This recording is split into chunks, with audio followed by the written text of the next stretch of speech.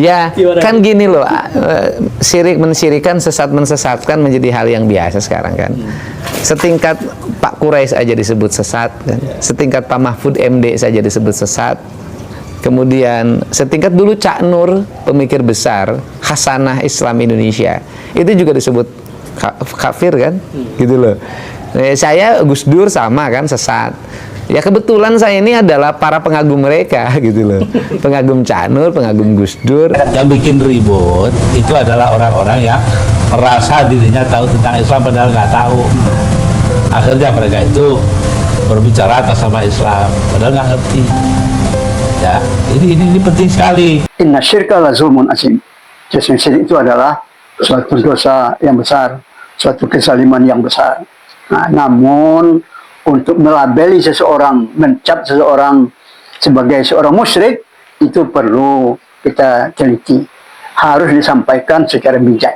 Ya, itu kita harus berhati-hati ya.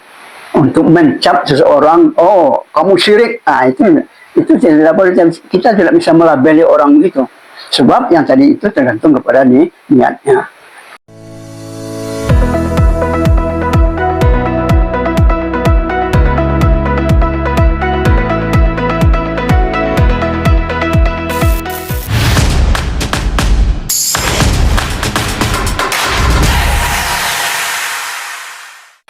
Assalamualaikum warahmatullahi wabarakatuh. Waalaikumsalam warahmatullahi wabarakatuh. Syukur alhamdulillah kepada Allah Subhanahu wa taala. Selawat dan salam kepada Nabi besar Muhammad sallallahu alaihi wasallam. Alhamdulillah, kanal YouTube Mutwa Official hari ini Jumat bersama Prof. Dr. Rusdi LC. Tahun berapa di Mesir dulu, Prof? Kami keberangkatan ke Mesir tahun 1979 dan pulang 1982. 82. Sebelum ke Mesir di mana pesantren? Jadi pesantren Sumatera Tawalib Parabe. Oh, Sumatera Tawalib Parabe. Sumatera Tawalib Padang Panjang. Jauhan, tapi Ustadz di Parabe. Di Parabe ya. Parabe. Ini Sumatera Tawalib itu dulu kan merupakan suatu kesatuan dari Tawalib ya. Iya. Dari situ langsung ke belum. Dari situ ke Fakultas Tarbiyah. YIN Memonjol.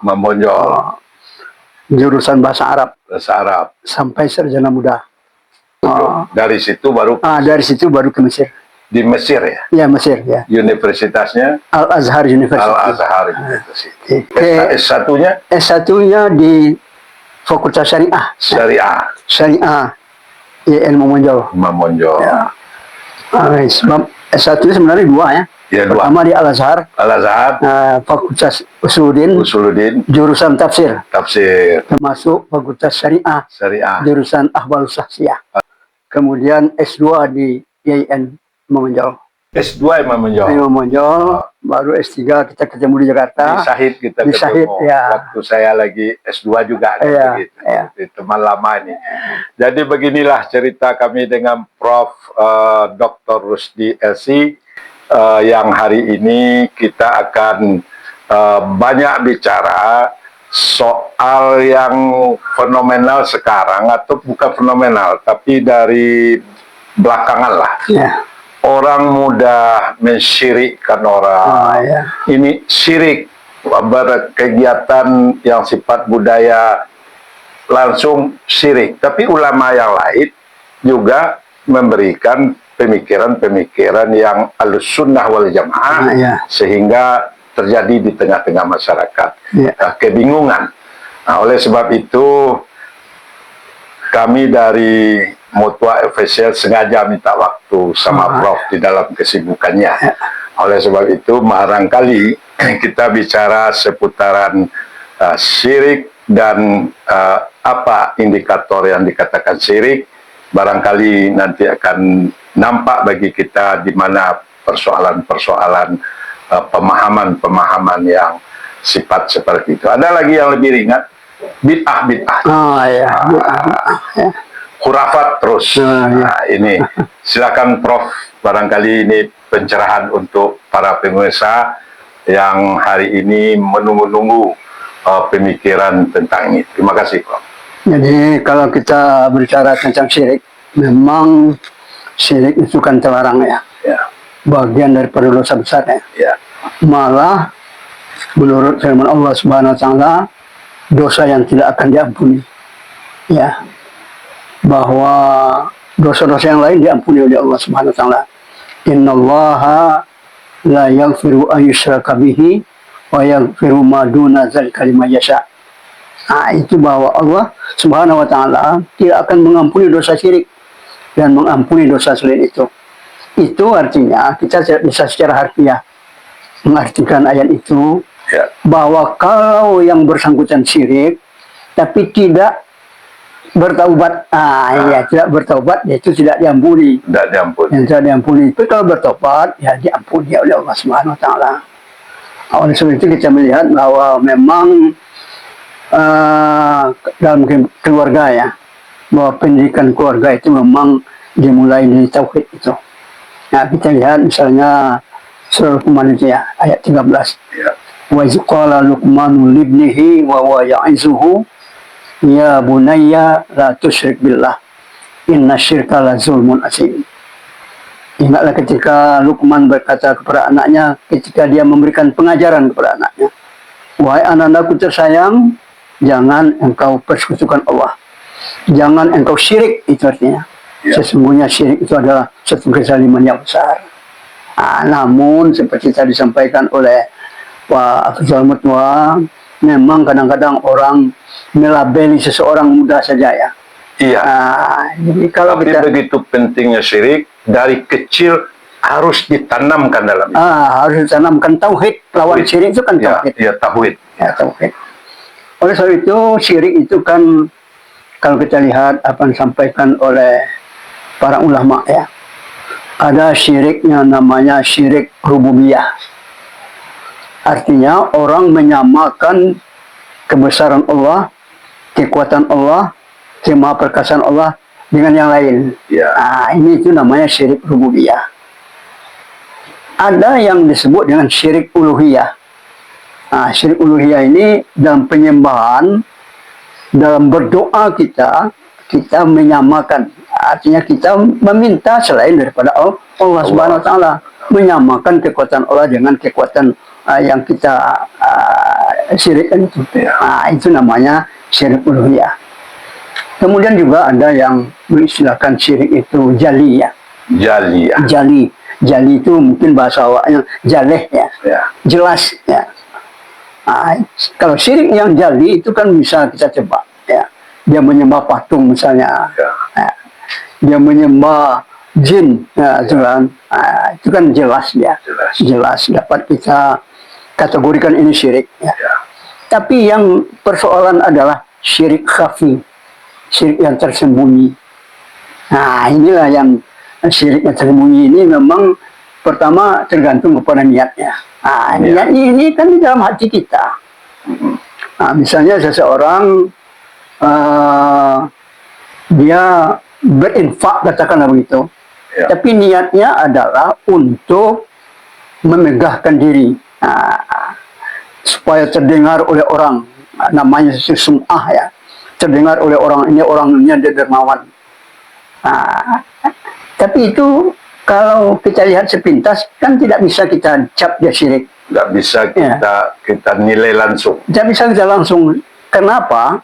Karena tadi katakan innamal a'malu binniyat Ya. wa innamal likulli imri'in ma nawa. Wah, segala sesuatu tergantung kepada niat. Seseorang mendapatkan sesuai dengan niatnya.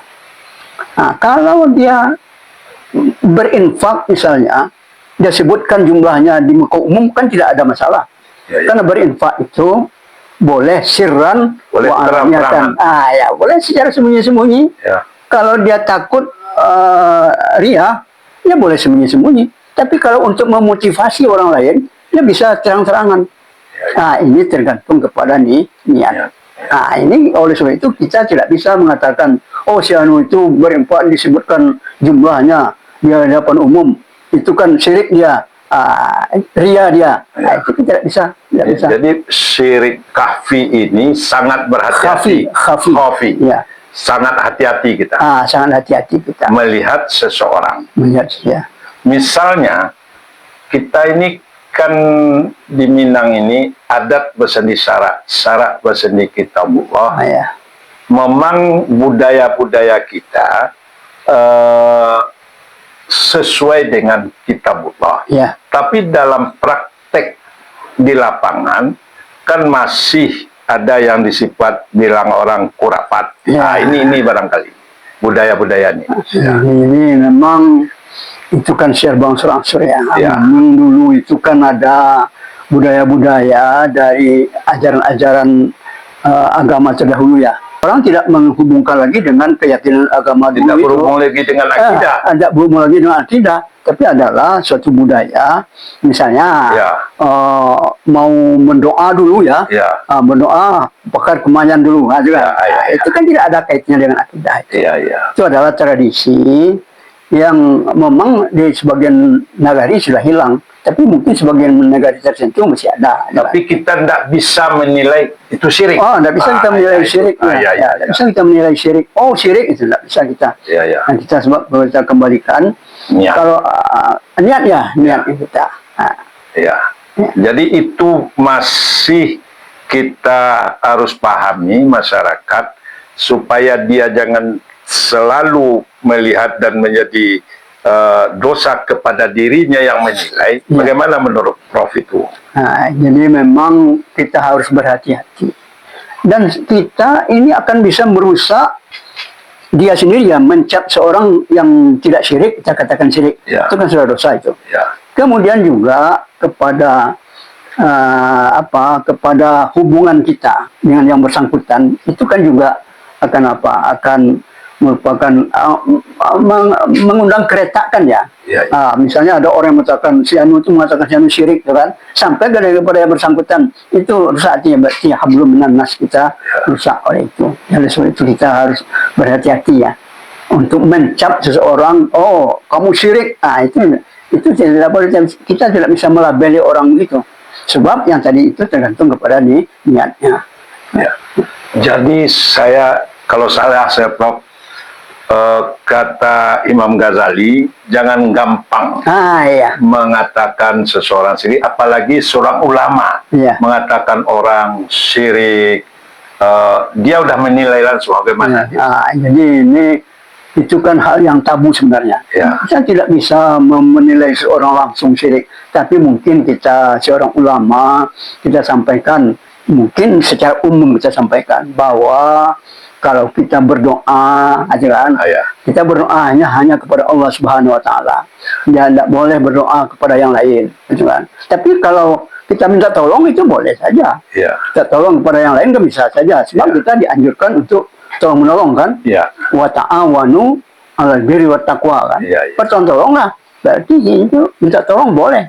Tapi kalau yang menentukan itu adalah Allah Subhanahu Wa Taala, kalau maka minta tolong itu adalah sarana untuk ikhtiar ya, bagian daripada ikhtiar yang perlu kita lakukan. Ya. Jadi memang seandainya dia sudah melihat tidak khafi, tapi ini dia lihat, tapi cara ulama menegur pun gimana itu supaya jangan terjadi ini kan, kan ada cara-cara di umat ini.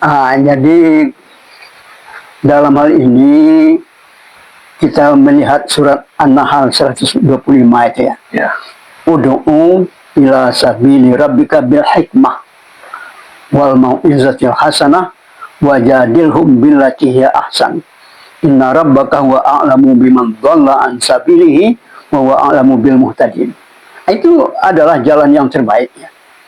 Ajaklah ke jalan Tuhanmu dengan penuh bijaksana. Dengan hikmah, bijaksana. Ya. Wal mau'izatil hasanah, memberikan pengajarannya baik. Kemudian wajadilhum billati hiya ahsan, berdialoglah dengan mereka secara baik. Secara baiknya bagaimana? Yaitu dengan membukakan argumen.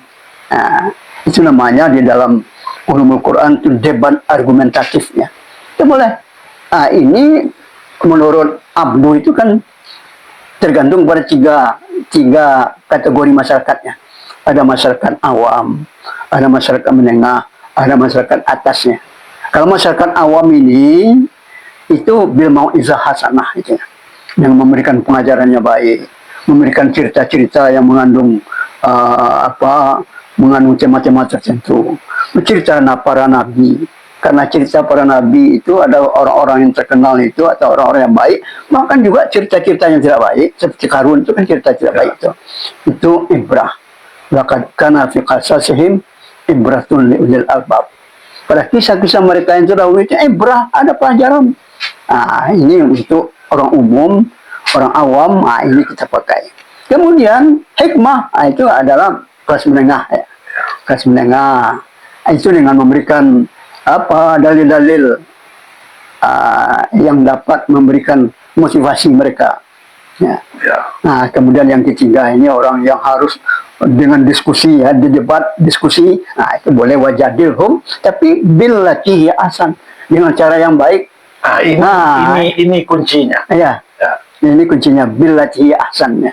Dengan cara yang baik, boleh berdiskusi, boleh berdebat, tapi billati ahsan, dengan cara yang baik. Ya. Kita pertajam, Prof. Misalnya kita ini ulama, Ya. ini umaro. Umaro kita lihat katakanlah kayak kita di Priaman katakanlah begitu. Menurut kita ini begini, cara menyampainya yang penuh hikmah itu bagaimana itu kira-kira sebagai ulama? Jadi misalnya kalau hal-hal yang membawa kepada syiriknya, ya kita tentu sampaikan secara umum. Ya, kita tidak boleh menyebut BA-nya ya. Kita sampaikan secara umum. Atau kita panggil. Dia panggil secara. Kita ulama kan bisa manggil. Bisa manggil, ya, manggil bisa. Jangan di muka umum. Ya.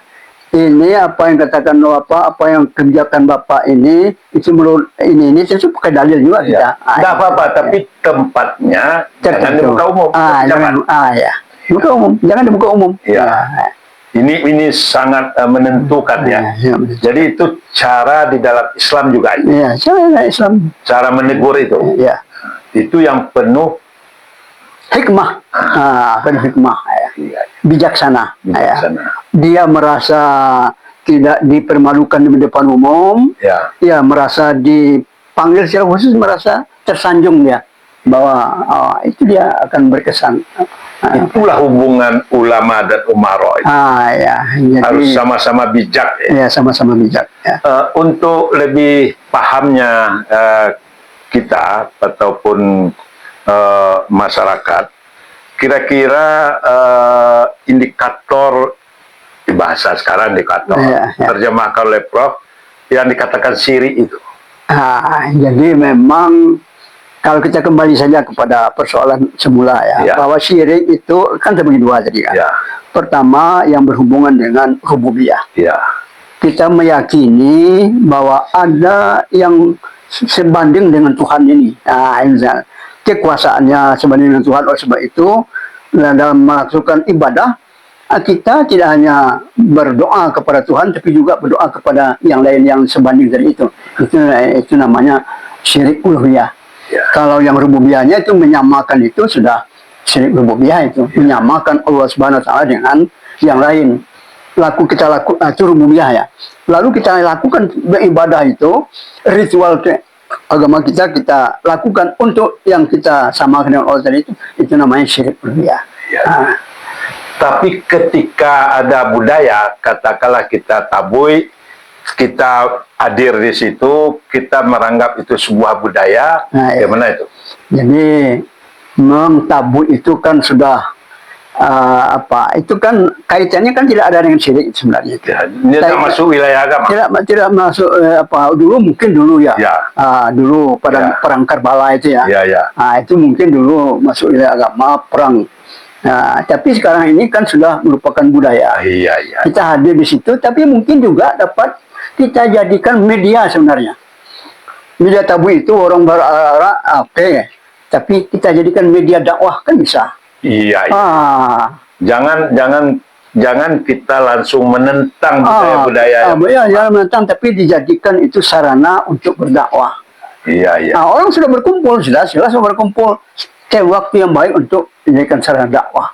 Itu barangkali. Banyak budaya-budaya kita yang bisa kita jadikan sarana dakwah. Sarana dakwah. Sana kita penuh bijaksana melakukan itu. Ya. Misalnya pacu sampan kan? Ya, ya, ya. Pacu sampan, sebelum pacu sampan ini dimulai, kita lakukan dakwah itu kan bagus itu. Ya. Iya, iya, iya. Lakukan dakwah.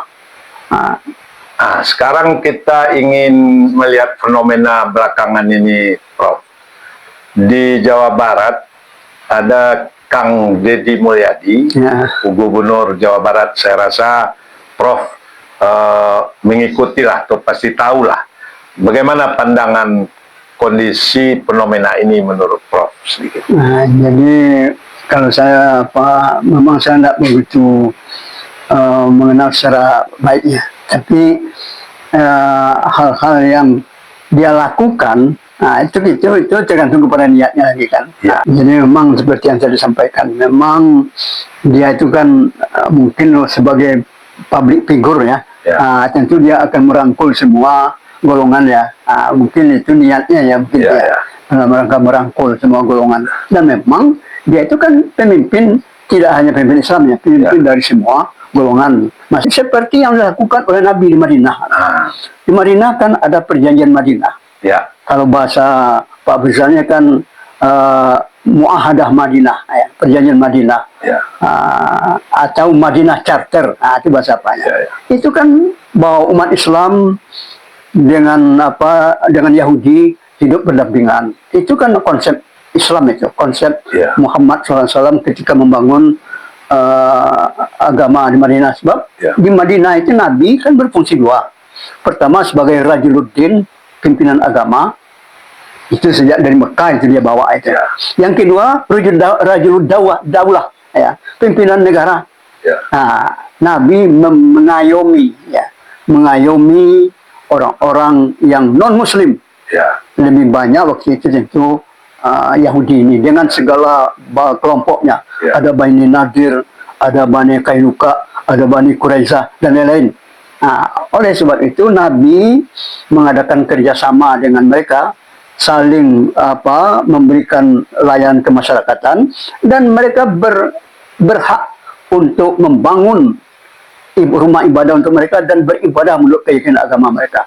Itu dalam Nabi perjanjian. dibolehkan Nabi. Ya, boleh Nabi. Itu Muahadah Madinah. Ya. Akhirnya memang orang-orang Yahudi itu kan akhirnya mereka itu yang melanggar. Itu melanggar perjanjian itu orang Yahudi sendiri. Ya, ya. Karena dia melanggar perjanjian, akhirnya mereka dikeluarkan dari Madinah oleh Nabi. Ya. Setelah melanggar perjanjian baru ada ketegasan Nabi. Baru ketegasan Nabi. Ya. Jadi paham-paham seperti itu kalau Prof melihatnya, itu ada enggak perbedaan karena lama di Arab, lama di Saudi, ini Ahlussunnah paham-paham yang seperti itu di Timur Tengah gimana? Jadi memang kalau saya melihat itu Mesir lain lagi apanya kan? Iya, ya. Saudi lain lagi, ya. Itu barangkali ini harus kita clearkan ini ya. Kita kembali kepada mazhab yang 4 itu, asal satu mazhab, asal berkiblat kepada mazhab tersebut, kita apakan? Sebab di Mekah, di Masjidil Haram itu, orang salat saya lihat, ada yang Allahu Akbar, begitu dia tangannya kan. Ya. Allahu Akbar, lepas dia begitu. Ya. Padahal imamnya, tentu imam yang mazhabnya tidak sama dengan makmum ini. Ya. Berarti ini kerukunan beragama itu harus dipelihara. Jadi memang pemahaman Ahlussunnah wal Jamaah yang akan ditonjolkan. Ya. Jangan pemahaman dangkal lah. Itu. Gimana itu? Jadi bahwa apa yang disampaikan oleh para imam ya, termasuk Syafi'i sendiri kan, iza sahal hadis bahwa mazhabi. Bila ada hadis yang sahih, itu mazhab aku kata Imam Syafi'i radhiyallahu anhu. Ini barangkali ini perlu kita kembangkan, perlu kita pupuk di masyarakat kita.